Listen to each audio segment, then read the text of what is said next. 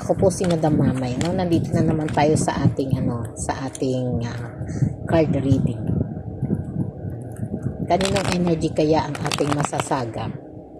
At anong hatid ng card na to sa atin?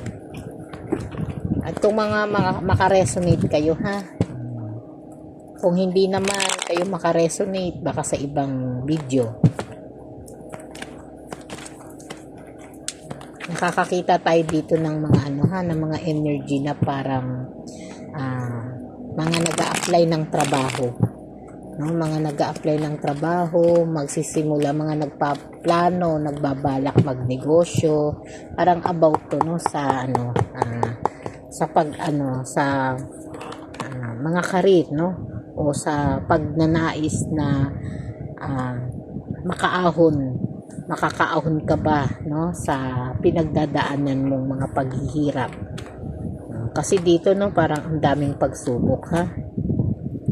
Parang andito yung sa Eight of Swords, no, sa Eight of Swords, no, andito yung mga pagsubok na parang yung 2024 ay hindi naging madali sa iyo yung pagsubok ng buhay, no, na parang andito yung nawalan ka ng trabaho, no, walang maibayad.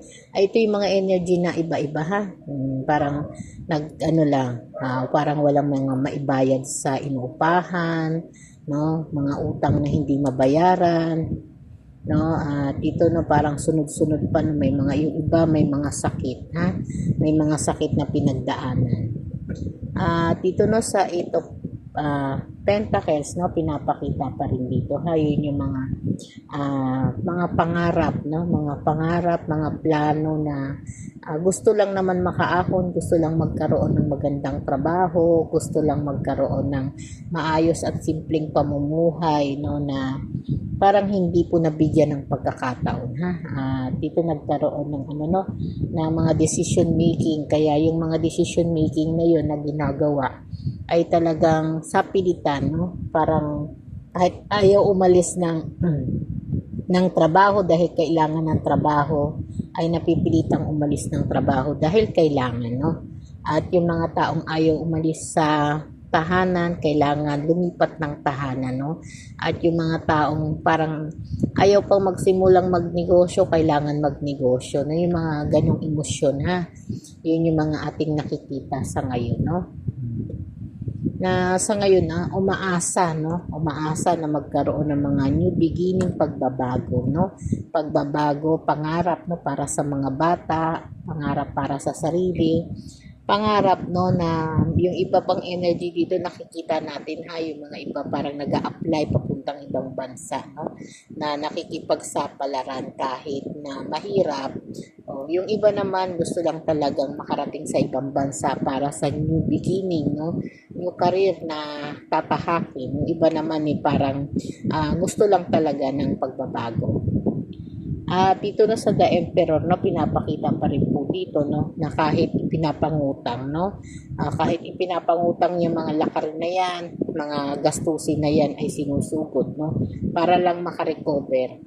At dito nakikita natin, ha, para makontrol mo yung issue, yung mga bayarin, yung mga kahirapan, no, magawa ka ng paraan, nangungutang, lumalapit kung kanino, at yung iba talagang nagtitiis, no, umaalis ng walang kain.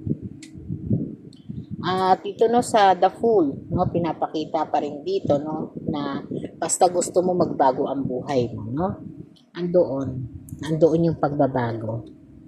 At andito ang Justice, ha, Justice, no, tsaka yung Ace of Cups, King of Wands, no, ay mataas ang energy nito, no.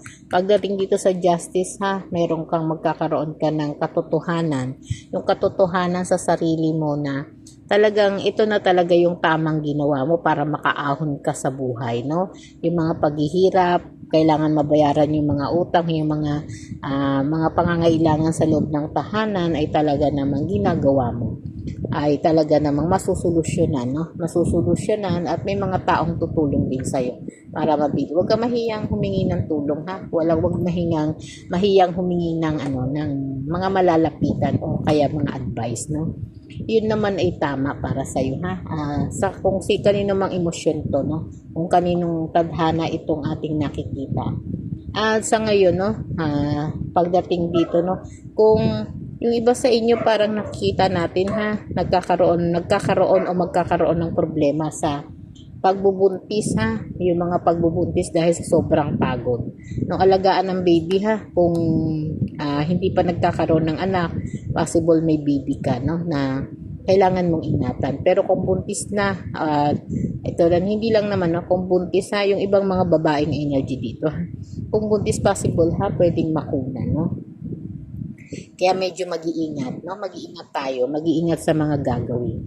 At ito naman, no, sa mga king of wands, no? King of wands, no, na talagang dito, ha. Yung iba naman po sa inyo ay talagang magkakaroon ng ng pagkakataon, no, na makahanap ng isang magandang trabaho kahit yung iba naman simpleng trabaho. Kahit maliit ang sweldo ay makakapaghanap naman ng trabaho. Yung ilan naman sa inyo parang kailangan mga ibang bansa dahil madalas nare-reject dito sa Pilipinas, no? At parang hindi masyadong maganda at swerte ang dating, no, sa mga negosyo. Trabaho, no, kaya napipilitan ang mga ibang bansa. Dito na sa Two of Pentacles, no? At saka itong Five of Cups, no, King of Pentacles, no. Dito din pinapakita, ha, na pagdating sa mga responsibilidad, no, kailangan iayos yung pagmamanage ng pangangailangan, oras, isipan, no. At yung mga taong darating din sa buhay mo, ha, medyo bantay-bantayan, ha. Baka ikaw ay magkaroon ng kalituhan, no. Sinasabi pa rin dito, no, sa King of Pentacles, no, na talagang pagdating sa financial, no, hindi masyadong walang masyadong mapagkunan, no. Walang mapagkunan kaya napipilitan, no, nagsisikap kahit ano o kung gusto makaahon sa kahirapan. Dito sinasabi, ha, na magkakaroon ng pagkakataon na ikaw ay matanggap sa magandang kumpanya, no. Magandang kumpanya kaya pag dumating sa itong energy na to, no, o sino man sa inyo ang tatamaan ng energy na to ay talaga namang malaki ang maitutulong, ha, ng pag-ahon, makakaahon at magkakaroon ng sapat na sweldo, no, para sa inyong pamilya. Okay po, marami pong salamat at magandang gabi.